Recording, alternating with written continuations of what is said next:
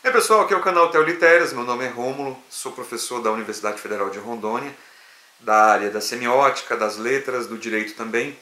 E eu vou falar um pouquinho a respeito da dissociação entre mundo digital e mundo virtual, a virtualidade e as suas implicações na prática, né? Tanto do ponto de vista do conhecimento ideológico quanto jurídico. Então essa discrepância entre o digital e o virtual, que às vezes fica um pouco confuso. Historicamente a gente tem lidado com essas questões da imersão numa dimensão, ou hiperdimensões, ou hiperrealidades, e um dos mais antigos que vem à cabeça agora é o próprio mito da caverna do Platão, onde você ficava dentro da caverna, a realidade estava se passando para fora, e por fora você estava de costa para a realidade, vendo a projeção da realidade na parede por meio da fogueira. Entre você e a parede tinha a fogueira que projetava sombra na parede. O que você via era apenas a sombra do que estava no mundo real, que se passava lá fora, e você estava ali aprisionado naquele mundo, numa espécie de espaço virtualizado. E é claro que o político na época, o Platão trouxe esse conceito por uma questão política, né? Aquele que fosse até você e te explicasse, te ensinasse, mostrasse o caminho correto, ele era o verdadeiro político, né? Ele era o político real, que te tiraria daquilo ali. Então, desde sempre a gente trabalha com essa questão de virtualidades, né? Do virtual e do real. Tecnicamente, o digital ele foi um avanço ali no começo dos anos 80 e 90, que é você conseguir substituir, transformar o conteúdo das coisas, tirar da sua materialidade, do papel, do disco, do CD, do DVD, da fita cassete, e transformar no código binário, no dígito 01, digitalizar aquele conteúdo, que facilitou muito a multiplicação desse conteúdo para todo lado. Então a música em MP3 ela pode ser compartilhada, ela pode ser exponencialmente multiplicada. Então esse é o mundo digital. Então você mudou o suporte ele era a materialidade e ele passou a ser digitalizado. Você podia transportar músicas num pendrive, imagens, conteúdos, livros e tudo mais, né? Então tudo isso aí a gente criou uma nova dimensão do digital. Eu estava focando aqui, não estava focando direito, né? Ver se está focando legal. E aí então essa dimensão do digital, essa nova dimensão do digital, ela se contrapõe com o virtual. E eu dou um exemplo muito claro nisso, que a virtualidade é um espaço de convivência, é um espaço social, por isso que o nome são redes sociais. As redes sociais elas são um exemplo disso, elas são um espaço de convivência, um espaço de interação social que dá a sensação de que você está em outra dimensão, está em outra realidade. Você está na mesma realidade, mas acontece que quando você tem um nível de interação específico, agrupado, seus grupos do WhatsApp, seus amigos do Facebook, do Instagram, que são as redes sociais mais conhecidas, você tem um nível de interação muito grupal. Isso dá uma ideia de virtualidade. E a virtualidade é a convivência nesse espaço virtual. Dou um exemplo para você. Então, quem viveu na era digital tinha no pendrive as músicas, tinha no pendrive os livros, né, que você podia mandar por e-mail, ou que você, às vezes não, porque era muito grande, mas às vezes você trocava essas músicas, elas estavam digitalizadas. No mundo virtual, você tem que consumir na virtualidade. Então você tem um Spotify, você baixa o Spotify, tem que escutar a música ali. Então para que você escute a música, você precisa estar na virtualidade, você precisa ter o app e você precisa estar com ele aberto e escutar a música por ele, que é o streaming.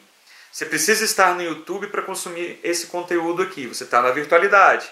E dentro da virtualidade você vai assistir o vídeo, você vai ver as visualizações, você vai ver os comentários, as interações, os compartilhamentos, né?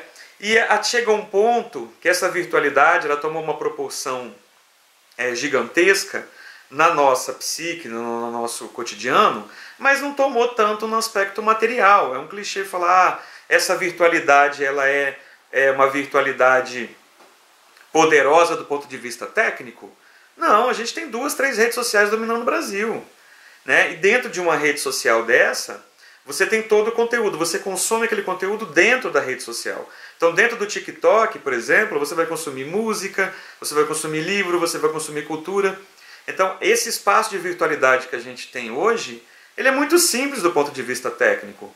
São algumas redes sociais, algumas plataformas digitais que te colocam ali dentro, que te obrigam a consumir aquele conteúdo ali dentro e te obrigam a ter aquelas interações sociais ali dentro. Os ídolos, os influenciadores, tudo dentro daquela esfera que a gente chama do virtual, que é essa espécie de convívio, que não é tão, como eu disse, não é tão complexo, não é tão, né, tão profundo assim. Mas o que acontece?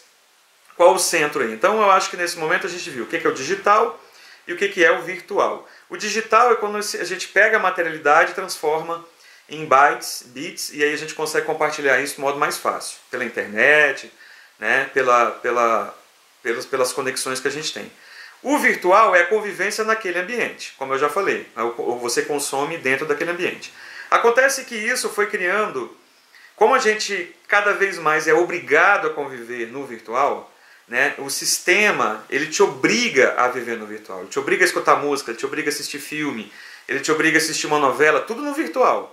Tudo naquele ambiente, com poucas plataformas, com poucos sistemas que te obriga a estar ali. Te obriga a você estar ali dentro consumindo aquele espaço. Assim como eu disse do Spotify, você tem que escutar a música ali.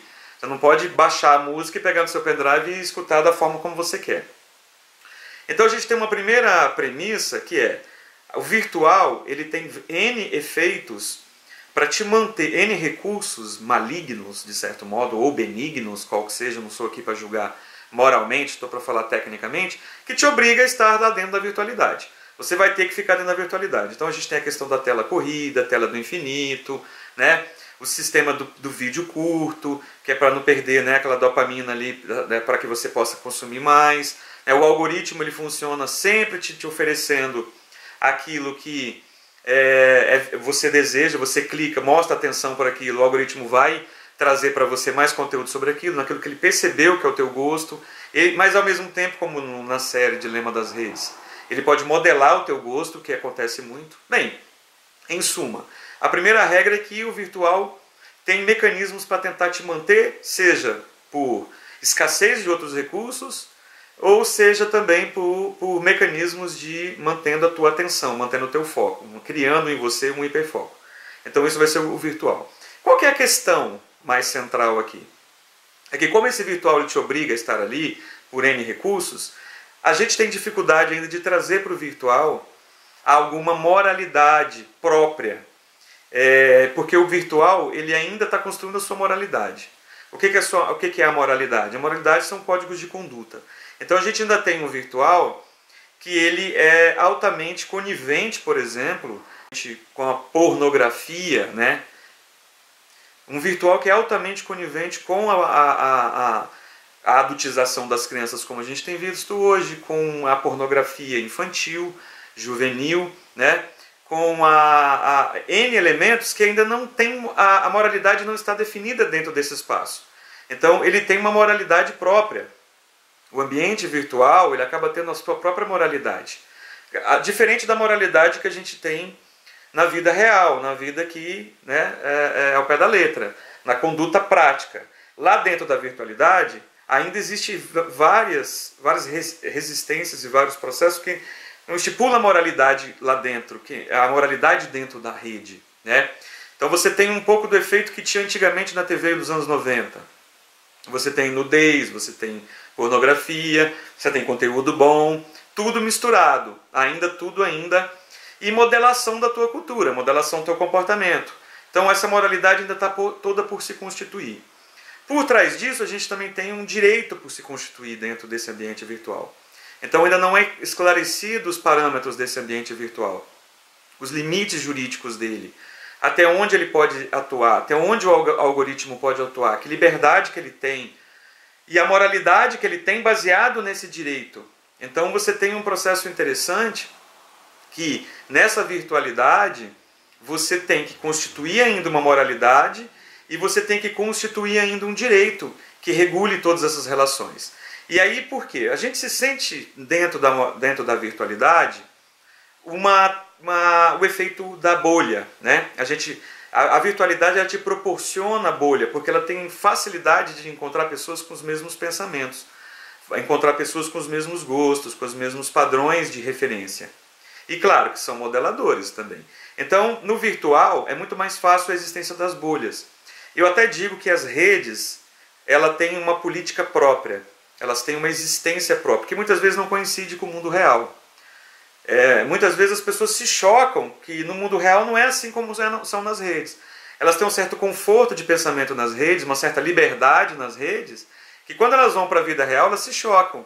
Elas não têm a mesma liberdade que elas têm na vida real dentro de um grupo de pessoas, numa sala de aula, dentro da igreja, dentro da sua comunidade, que você tem dentro, o conforto que você tem na sua bolha lá dentro da virtualidade. Do virtual que a gente pode dar como exemplo aqui as próprias redes sociais, seus grupos sociais, seu grupo lá do WhatsApp, que eu estou dando exemplos práticos de virtualidade, né? Que não é tão abstrato assim. Então, a gente tem o virtual, ele traz também essas bolhas, esse conforto, que ofende mais ainda essa moralidade que está sendo constituída. O que é a moralidade? Uma conduta do que é certo e do que é errado. Ainda está caótico isso, e aí o direito fica caótico também. E por fim, é muito interessante a gente pensar nisso, que a gente acaba ficando sobre um domínio estético dos padrões que são criados dentro dessa virtualidade. Então, não digo só um padrão de cognitivo, né? Falam que se você assistir os vídeos curtos, né, a pesquisa sobre isso, te ofende mais o teu cognitivo do que fumar e do que beber. Então, o cognitivo teu fica desestruturado na parte do software mental seu, né? Não só da parte psicofísica, mas da parte do software da tua mente, como o seu cérebro se conecta com a realidade.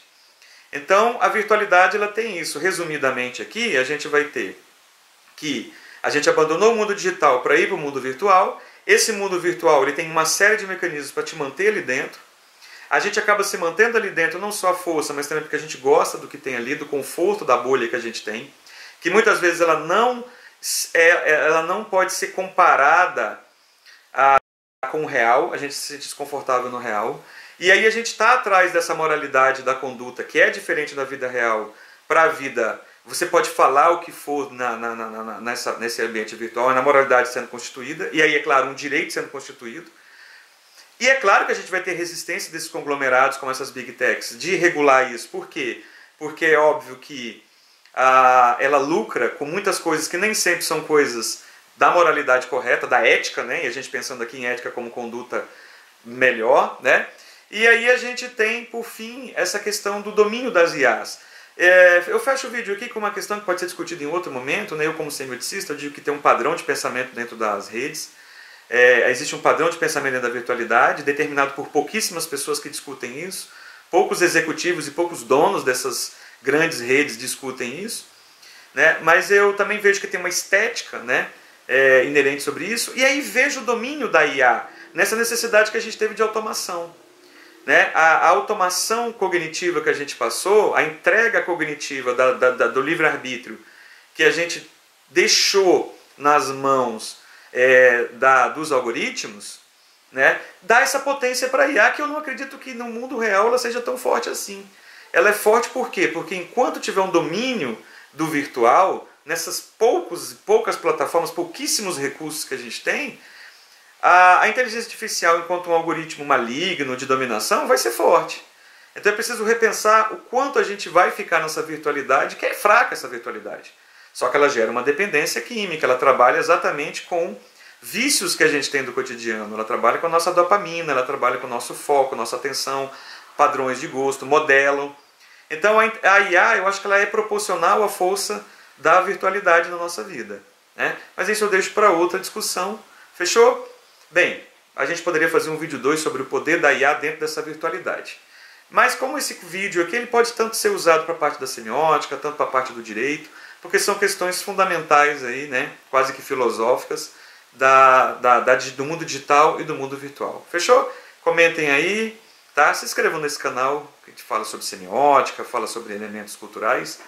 E ative o sino para receber as notificações. E abraços semióticos a todos. Bons estudos.